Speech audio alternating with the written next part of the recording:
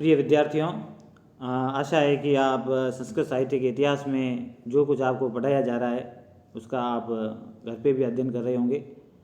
हम 12वीं के बाद महाकवि माघ के विषय में पढ़ रहे हैं और माघ के काल के विषय में और उनके जीवन काल के विषय में पढ़ने के बाद आज हम माघ के रस के संबंध में थोड़ा सा अध्ययन करेंगे।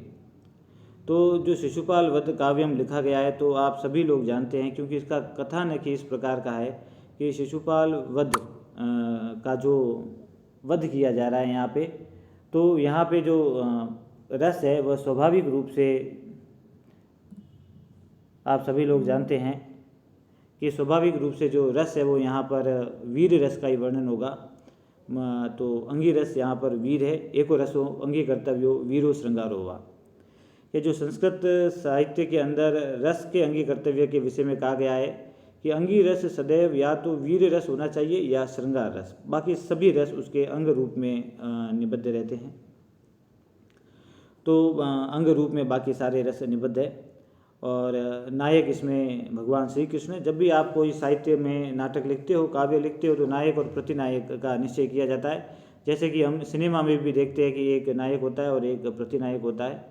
तो यहाँ पर नायक के रूप में भगवान श्री कृष्ण और प्रतिनायक के रूप में शिशुपाल का वर्णन किया गया है। और प्रथम सर्ग के अंदर श्री कृष्ण की वीरता को, किसी को भी उद्दीप्त करना पड़ता है, जोश दिलाना पड़ता है।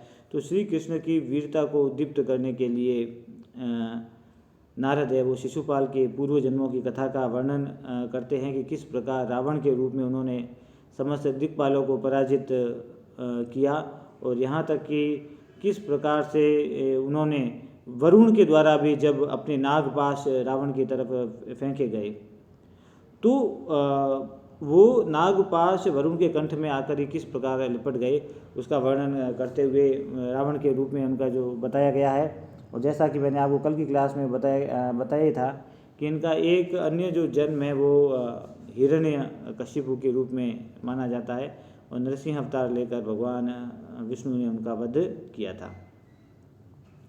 तो ये इस प्रकार से उनके वर्णन करने के बाद में तो इस प्रकार अंगी रस के रूप में जो वीर रस का उपनिबंधन है, उसके बाद आप देखते हैं कि अंग रस श्रृंगार का उपनिबंधन यहाँ पर काफ़ी हद तक किया गया है। श्रृंगार को इतना प्रमुखता प्रदान कर दी है कि कई बार ऐसा प्रतीत होता है कि श्रृंगार रस काव्य का अंगी रस है। तो इसको हम कह सकते हैं कि ये शिशुपाल वधम के अपने आप में एक ड्रॉबैक है, एक कमी है कि जो अंगी रस है वो तो दब गया है और जो अंग रस है श्रृंगार है वो मुख्य रूप से उभर कर आता है। और यहाँ तक कि उन्होंने जो वीर रस के कई उदाहरण प्रस्तुत किए, तो उन वीर रस के उदाहरणों को पढ़ने से भी पाठक है वो कंफ्यूज हो जाता है कि वो वीर रस का वर्णन कर रहे हैं या वीर रस के माध्यम से ही वो श्रृंगार रस का वर्णन कर रहे हैं। और यहाँ तक कि इनका जो 7वें से लेकर 12वां सर्ग है वो पूर्ण रूप से श्रृंगार रस का बहुत ही अधिक वर्णन किया है।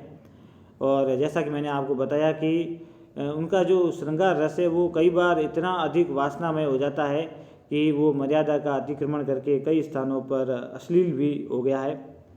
अतः कई लोग इस प्रकार समझते हैं कि जैसे माघ है वो अपने आप में काम शास्त्र के आचार्य के रूप में भी नज़र आते हैं।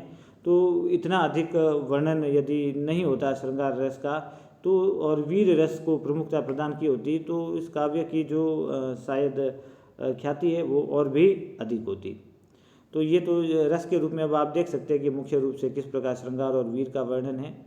अब हम देखते हैं कि माघ का जो प्रकृति चित्रण है वो अपने आप में अद्भुत माना जाता है। माघ ने बहुत ही सजीव वर्णन किया है प्रकृति का, चाहे वृक्ष हो, पर्वत हो, मेघ हो, चाहे नदियाँ हो, हर दृश्य को उन्होंने इस प्रकार से वर्णित किया है कि हमारे लिए उन्होंने उस वर्णन को अविस्मरणीय बना दिया है। आप एक उदाहरण से माघ का प्रकृति वर्णन जान सकते हैं कि कितनी देखिए सुंदर कल्पना की गई है कि माघ ने समुद्र की जो कल्पना है वो एक पति के रूप में की है और नदियों की तुलना पत्नी से की और नदियों की तुलना पुत्री से की है। यहाँ पर जो रेवतक पर्वत है उसकी तुलना एक पिता के रूप में की है, और जो पर्वतीय नदियाँ हैं उनकी तुलना उनकी पुत्रियों के रूप में की गई है। यानी इतना सुंदर वर्णन बना दिया है कि रेवतक पर्वत की गोद में जो अटखेली करने वाली नदियाँ हैं, अब वो अपने पति समुद्र से मिलने जा रही है। रेवतक पर्वत, यहाँ देखिए आप कल्पना देखिए, रेवतक पर्वत पिता, नदियाँ उनकी पुत्रियाँ, और समुद्र की कल्पना की जा रही है पति के रूप में, और जो चिड़ियों के चहचहाट है उनका वर्णन किया है करुण क्रंदन के रूप में। अब आप देखिए कि रेवतक पर्वत की गोद में निडर होकर अटखेली करने वाली जो पर्वतीय नदियाँ हैं वो अपने पति समुद्र से मिलने जा रही है। तो ऐसा लग रहा है कि पुत्री की विदाई हो रही है, और रेवतक पर्वत है वो चिड़ियों के करुण स्वर में रो रहा है। यानी उपमा और रूपक अलंकार का इतना सुंदर निबंधन हम कल्पना भी नहीं कर सकते कि कोई कवि इतनी सुंदर कल्पना अपने काव्य के अंदर किस प्रकार से कर सकता है। तो यह बहुत ही सुंदर वर्णन किया है। अब जो माघ को घंटा माघ कहा जाता है, जैसे कि 12वीं के लिए उपाधि है आजपत्र 12वीं, और उसके लिए जो हमें श्लोक पढ़ा था, उत्फुल्ल स्थल नलिनी वनाद मुस्माद उद्भुत सरसिज संभव पराग वात्याभीर वियति विवर्तितः समन्तादाधते कनकमय आतपत्र लक्ष्मी। उसी प्रकार यहाँ पर 12वीं माघ को अपनी एक सुंदर सी उपमा के कारण घंटा माघ के रूप में जाना जाता है। और ये उपमा उनको क्यों प्राप्त हुई उसका जो आधार है वो उनके जो चतुर्थ सर्ग का ये 20वां श्लोक इसका आधार बना। उदयति वीततोर्ध्व रश्मि रज्जा वहिम रुचो हिमधाम्नि याति चास्तम वहति गिरिरयम विलंबी घंटाद्वय परिवारित वाणेन्द्र लीला। यहाँ पर देखिए एक दृश्य आप स्वयं कल्पना करिए, आप जितना कल्पना करेंगे उतना ही वह दृश्य आपके सामने साक्षात रूप में उपस्थित हो जाएगा। यहाँ आप देखिए कि ऐसा लग रहा है कि ऊपर फैलती हुई किरण रूपी रस्सियों से, जैसे जो किरणें पड़ रही है वो ऐसा लग रहा है कि किरण रूपी रस्सियों से एक और सूर्य उदित हो रहा है और दूसरी ओर चंद्रमा अस्त हो रहा है। सूर्य का उदय होना और चंद्रमा का अस्त होना। और उस समय जो ये रेवतक पर्वत है ये किस प्रकार शोभायमान पा रहा है, जैसे कि दोनों ओर लटकने वाले, जैसे हाथी की जो दोनों तरफ घंटियाँ लटकती है और उस समय जो हाथी की श्रेष्ठ शोभा हो रही है उसके रूप में कल्पना की जा रही है। यानी यहाँ पर देखिए आप सूर्य और चंद्र की जो तुलना है वो हाथी के जो घंटे टंगे हुए होते हैं उसके रूप में की गई है। इसलिए माघ को घंटा माघ की उपाधि से विभूषित किया गया है। और उनका जो ये श्लोक है चतुर्थ सर्ग का ये 20वां श्लोक ये बहुत ही महत्वपूर्ण है। और इस श्लोक को आप जब माघे संति त्रयो गुणा पढ़ते हैं तो उपमा अलंकार के एक सुंदर उदाहरण के रूप में भी प्रस्तुत कर सकते हैं।